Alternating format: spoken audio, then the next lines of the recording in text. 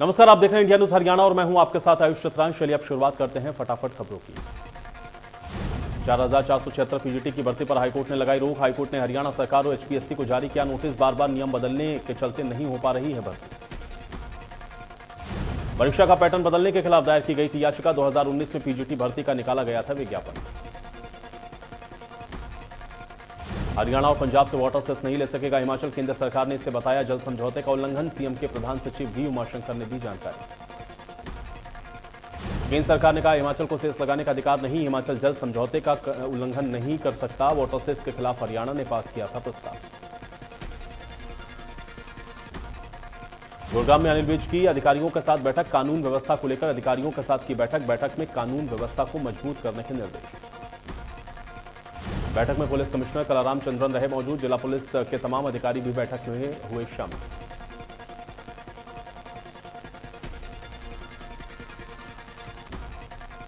पुंछ में आतंकी हमले में शहीद जवान को सीएम मनोहर लाल ने ट्वीट करके श्रद्धांजलि दी। लिखा, शहीद हुए सेना के जवान को मेरा शत शत नमन। सीएम मनोहर लाल ने लिखा, वीर जवान की शहादत को यह देश सदैव याद रखेगा। शहीदों के परिजनों के प्रति मेरी गहरी संवेदनाएं। पुंछ हमले पर गृह मंत्री अनिल विज ने कहा, पाकिस्तान हमेशा छद्म युद्ध करता है। मोदी सरकार के आने के बाद उसका मुंह बंद हो गया है। जब भी सिर उठाता है सिर काटा जाता है।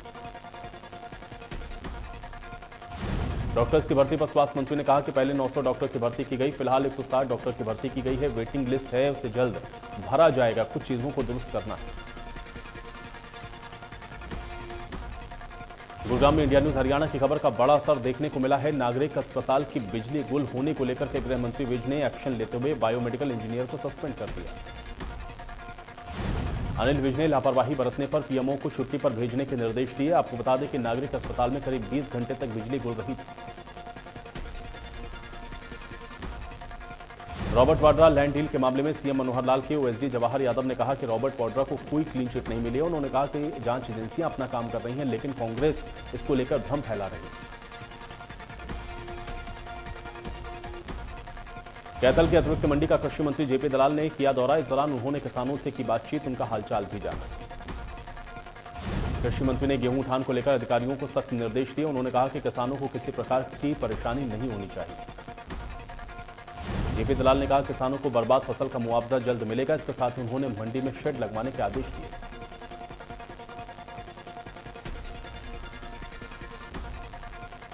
लुआरू के सिवानी विश्राम गृह में कृषि मंत्री जेपी दलाल ने जनता दरबार लगाकर लोगों की समस्याओं को सुना।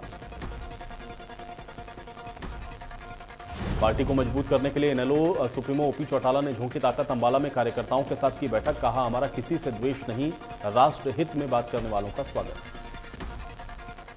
ओपी चौटाला ने कहा, इनेलो की सरकार में युवाओं को मिलेगा रोजगार। इनेलो सरकार आने पर हर समस्या होगी हल। चौधरी देवीलाल के सपनों को पूरा करेगी इनेलो।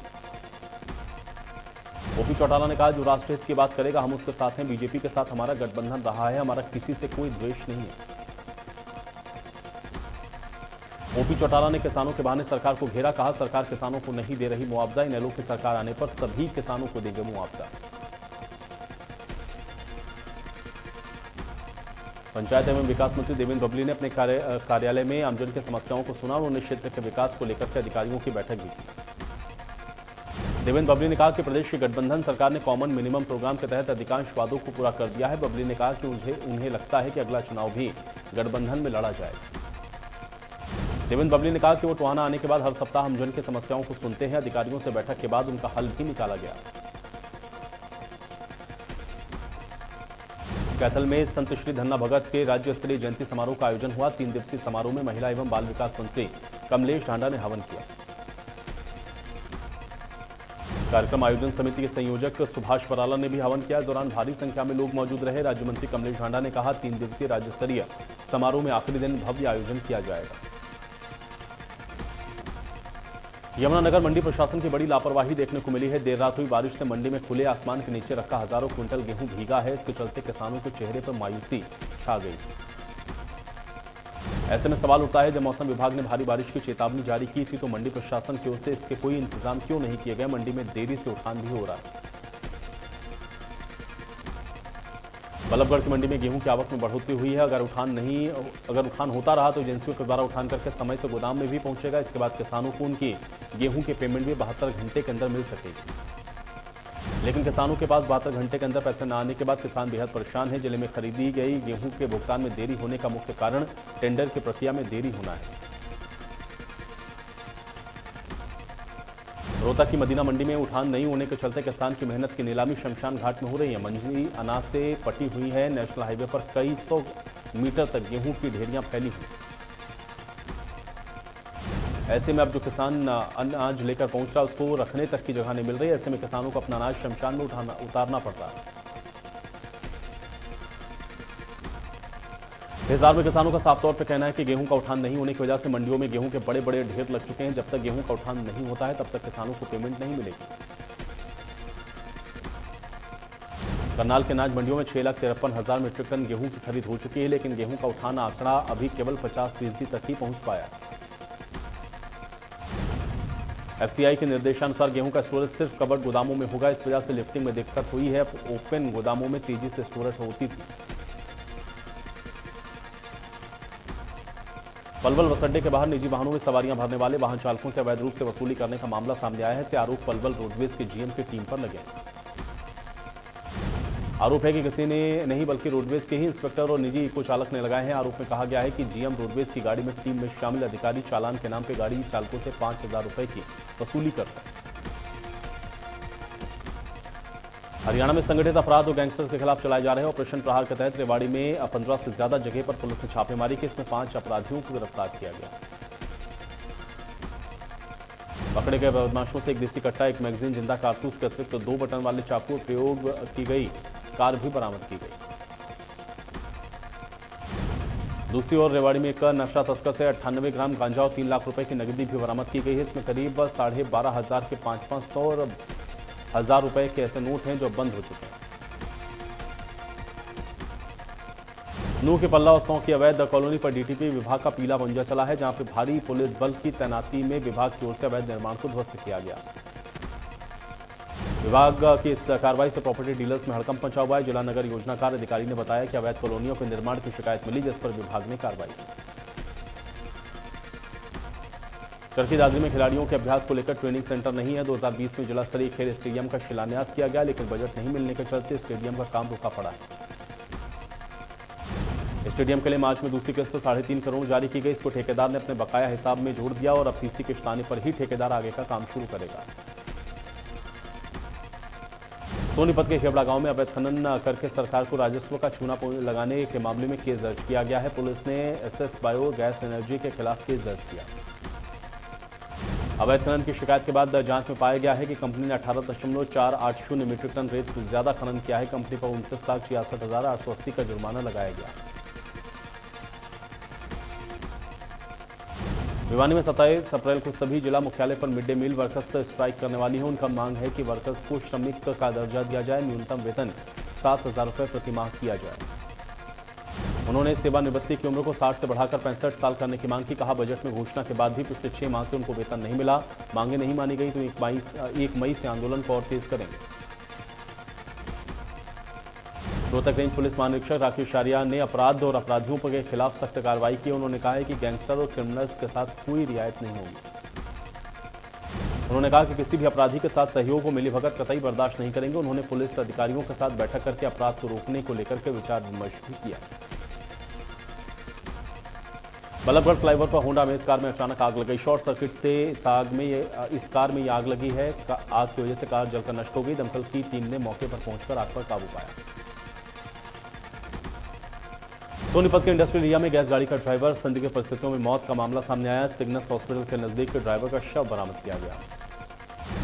जानकारी के मुताबिक मृतक रामेश्वर पासवान बिहार के पूर्वी चंपारण का रहने वाला था। वो इंडस्ट्रियल एरिया में गाड़ी चला करके पहुंचा था। मृतक के हाथ पर कैनुला भी लगा हुआ मिला। पुलिस ने बताया कि मृतक शुगर की बीमारी से पीड़ित था। मौके पर पहुंची एफएसएल की टीम, स्थानीय थाना पुलिस इस मामले की जांच कर रही है। बहादुरगढ़ के देवनगर में सीवेज ब्लॉक होने के कारण गलियों में गंदगी पसरी है। इसके चलते लोग बेहद परेशान हैं। लोगों के घरों के सामने गंदा पानी भरा हुआ है। परेशान लोगों ने जन स्वास्थ्य विभाग के अधिकारियों से मिलकर समस्या को दूर करने की मांग की है, लेकिन समाधान अभी तक नहीं हुआ। लोगों ने अधिकारियों को चेतावनी दी कि 3 दिन के अंदर समस्या का समाधान नहीं किया गया तो बहादुरगढ़ झज्जर रोड पर जाम लगा देंगे। अधिकारियों ने समाधान करने का आश्वासन दिया।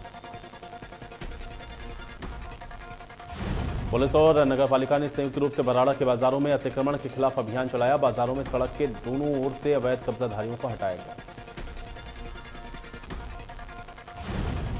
अतिक्रमण हटाओ अभियान बराड़ा के महाराणा प्रताप चौक से शुरू होकर के मुख्य बाजार, railway road, bank road, Rajauli road तक चला। इस दौरान बाजार में सड़क पर दुकानदारों के लिए सामान जब्त किया गया। दुकानदारों ने सड़क के दोनों तरफ दुकानों के बाहर सामान रख रखा है। अतिक्रमण किया है, इससे बाजार में ट्रैफिक जाम की समस्या बनी रहती है। सोनीपत में रेलवे की सख्ती के बावजूद जिंदगी से खिलवाड़ है। शॉर्टकट के चक्कर में रेलवे लाइन क्रॉस करते हैं सैकड़ों स्कूली बच्चे। स्कूल प्रबंधन और प्रशासन नहीं ले रहा सुध।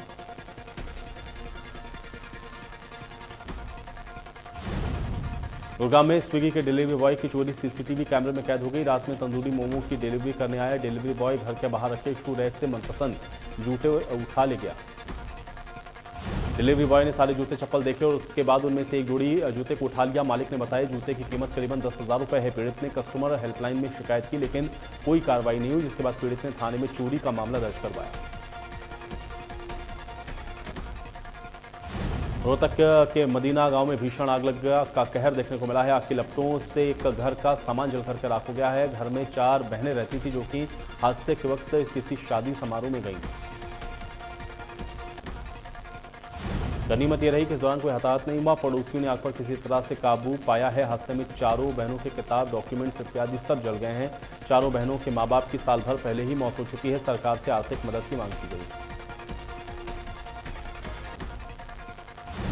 मानेसर के कुकड़ोला गांव में महिला का एक अधजला शव मिला है। महिला के हाथ और पैर सिर कटे हुए हैं। महिला की अभी तक शिनाख्त नहीं हो पाई है। कट्टे में डालकर महिला को जलाने की कोशिश की गई।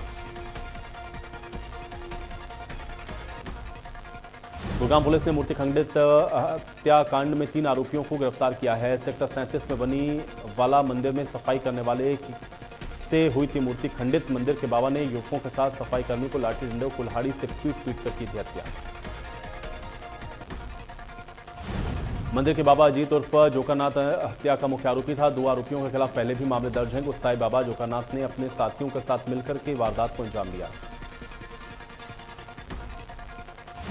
हरियाणा के अंबाला कैंट में गोगामाड़ी के सेवक ने फंदा लगाकर सुसाइड कर लिया है। मामला कैंट की ज्वालादीन की मंडी का है। मृतक की शिनाख्त रामबाग रोड निवासी राकेश कुमार 45 के रूप में हुई। झज्जर में भीषण सड़क हादसे में ट्रक चालक की मौत हो गई। घटना के दौरान ट्रक चालक ट्रक में ही फंस गया। निकाल करके झज्जर के नागरिक अस्पताल पहुंचाया गया, जहां पर चालक ने दम तोड़ दिया।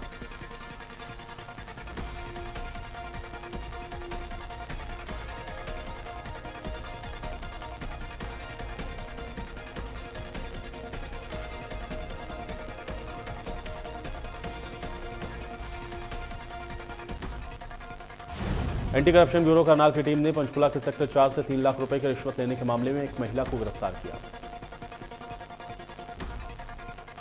गिरफ्तार महिला को एंटी करप्शन ब्यूरो की टीम ने पंचकुला के जिला अदालत में पेश किया है। कोर्ट में पेश करके आरोपी महिला को 2 दिन के पुलिस रिमांड पर लिया गया।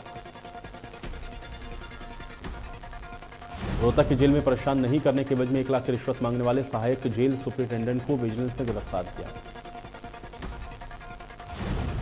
शिकायतकर्ता सहायक जेल सुपरिटेंडेंट को 24,000 रुपए दे चुका है। फिलहाल विजिलेंस ने भ्रष्टाचार अधिनियम के तहत मामला दर्ज करके इसकी जांच शुरू कर दी।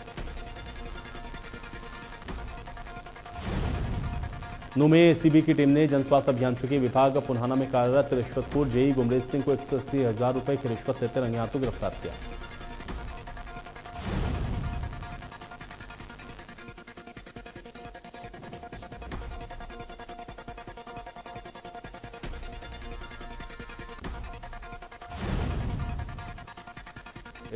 एसीबी की टीम गिरफ्तार रिश्वतखोर जेई से नूह कार्यालय में पूछताछ कर रही है। एसीबी इंस्पेक्टर ने बताया कि ठेकेदार जियाउल हक और उसके भाई मुबीन से जेई गुमरेज ने बिल पास करवाने के एवज में लाखों रुपए की रिश्वत मांगी थी। झज्जर में महिला के साथ नौकरी का झांसा देकर दुष्कर्म करने का आरोप लगा है। महिला को नौकरी का झांसा देकर पहले उसके गांव से उसे बुलाया गया और फिर रेप करके जान से मारने की धमकी दी गई। महिला की आरोपी से इंस्टाग्राम पर दोस्ती हुई। इसके बाद दोनों में बातचीत होने लगी। आरोप है कि इसी दौरान आरोपी ने महिला को नौकरी का झांसा दिया और हवस का शिकार बनाया। दिल्ली के साकेतकोट में फायरिंग की घटना घटी। पुलिस मौके पर मौजूद है। इस घटना में एक महिला घायल हुई जिसे गंभीर हालत में एम्स ले जाया गया। जानकारी के मुताबिक हमलावर वकील की ड्रेस में कोर्ट परिसर में पहुंचे। वहां पर उन्होंने एक महिला पर फायरिंग कर दी। इसमें वो गंभीर रूप से घायल हो गए। भारत में पिछले 24 घंटे में कोरोना के 11,692 नए मामले हैं। अभी देश में कोरोना के 66,170 मामले सक्रिय हैं। हरियाणा में कोरोना के केस फिर से बढ़ गए हैं। प्रदेश में 1,059 कोरोना के नए मामलों की पुष्टि हुई है। एक्टिव केस की तादाद 5,099 है। 24 घंटे में 9,533 लोगों के सैंपल्स लिए गए। गुड़गांव में कोरोना के 513 नए मरीजों की पुष्टि हुई है। फरीदाबाद में कोरोना के 108 नए मामले सामने आए हैं। हिसार में कोरोना के 36 नए मरीज। हिमाचल प्रदेश में मौसम के बदलाव के साथ बर्फबारी का दौर जारी है। राज्य के कई इलाकों में हिमपात हो रहा है, जहां पर ताजा बर्फबारी देखने को मिली। मनाली में रोहतांग सुरंग के आसपास इलाके में ताजा बर्फबारी हुई है। बर्फबारी के बाद पहाड़ी सफेद चादर से ढक गई है। रोहतांग टनल के पास बर्फबारी के बाद सफेद चादर बिछ गई। मध्य पूर्व एशिया और खाड़ी देशों में गुरुवार को ईद का चांद दिखाई दिया गया है, जिसके बाद सऊदी अरब, कुवैत, कतर और यूएई में ईद मनाई जा रही है।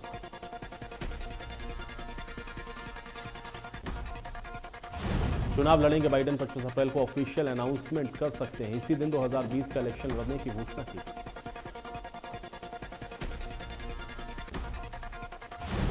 पाकिस्तान के विदेश मंत्री बिलावल भुट्टो जरदारी 4 मई को भारत के दौरे पर नई दिल्ली पहुंचेंगे। वो 4 और 5 मई को गोवा में होने वाली एससीओ के विदेश मंत्रियों की मीटिंग में हिस्सा लेंगे। सूडान में सेना और अर्धसैनिक बलों के बीच में जंग जारी है। राजधानी खार्तूम में बम धमाके और भारी गोलीबारी से एक भारतीय समेत 270 लोगों की मौत हो गई।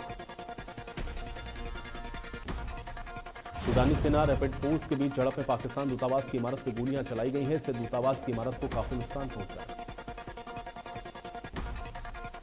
यमन की राजधानी सना में रमजान महीने के आखिरी दिन ज़कात यानी कि आर्थिक मदद बांटने के कार्यक्रम में भगदड़ में से 85 से ज्यादा लोगों की मौत हो गई। 322 से ज्यादा लोग घायल हो गए। यूक्रेन के साथ जारी युद्ध के दौरान रूस ने अपने ही शहर में गलती से बम गिरा दिया। इस बम की चपेट में आने से 2 महिलाएं घायल हो गई हैं, जबकि कई इमारतें ध्वस्त हो गई। हर साल गर्मी का सितम बढ़ रहा है। पूरी दुनिया में बढ़ते तापमान का सामना कर रही है। ऐसे में वैज्ञानिकों का मानना है कि इस साल दुनिया रिकॉर्ड भीषण गर्मी का सामना करेगी।